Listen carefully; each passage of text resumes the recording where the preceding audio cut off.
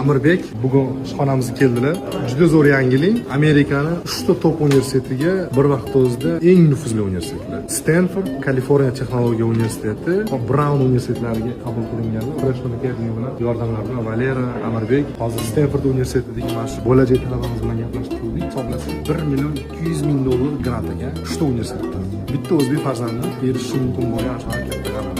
Eng qizig'i yo'nalish nuclear engineering, atom engineering bo'ladi, atom muhandisligi. Juda muhim soha. Stanford universitetida nasib qilsa endi shu o'qishdan boshlashdan oldin qo'shib gaplashtirib rejalashtirdik. Amirbek, to'g'rimi? Ha, to'g'ri. Tabriklayman. Rahmat. Sog' bo'ling, salomat bo'ling. Kayfiyatlar yaxshimi? Kayfiyat zo'r, hammasi. Olimlarni kayfiyati shunaqa hazil-huzul bo'lib turib kultiradilar. And of course, huge thank you to you.